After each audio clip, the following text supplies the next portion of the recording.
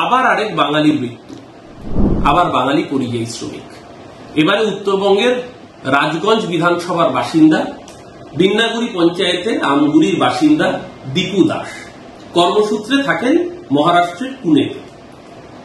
তার পরিবারের কাছে গত 29 জুলাই রাত্রিবেলা ফোন আসে যে দীপু দাসের দুর্ঘটনায় মৃত্যু হয়েছে।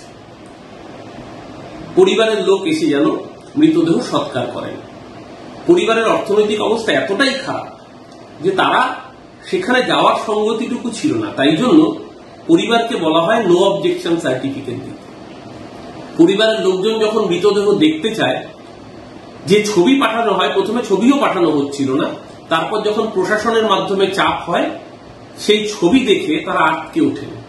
দীপু দাসের গলায় ছুরির আঘাত স্পষ্ট ছুরির আঘাত। দেখা যাচ্ছে সেই মৃত্যুকে দুর্ঘটনা বলে চালাচ্ছে মহারাষ্ট্রের পুলিশ, বিজেপি শাসিত পুলিশ। কেন? প্রশ্নটা উঠে এখানেই। সেখানকার বিধায়ক প্রশাসনের কাছে তদবির করেন, প্রশাসন সচেষ্ট হয় এবং অস্বাভাবিক খুনের মামলা রুজু হয়, অস্বাভাবিক মৃত্যুর মামলা রুজু হয়। আমাদের প্রশ্ন একটাই, আর কতজন বাঙালিকে নিজের প্রাণ দিয়ে শুধু বাংলা ভাষায় কথা বলে এই অপরাধে মৃত্যুবরণ করতে হবে? কতজন মানুষকে বাংলাদেশে পাঠানো হবে? কতদিন বাংলা ভাষাভাষীর উপর, বাঙালির উপর এই অত্যাচার বাংলার মানুষ সহ্য করবে? বাংলার মানুষ যদি রুখে দাঁড়ায়, পরিণতি কি হয় ব্রিটিশ টের পেয়েছিল। স্বাধীনতা সংগ্রামে সবচেয়ে বেশি আত্মবলিদান বাঙালি দিয়েছিল ব্রিটিশকে উৎখাত করে।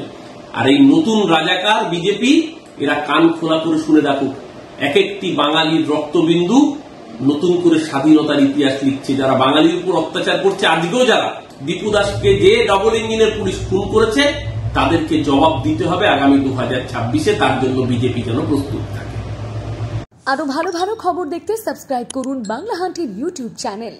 বাংলা হান্টের আরো খবর দেখতে নজর রাখুন। বাংলা খবর মানেই বাংলা হান্ট।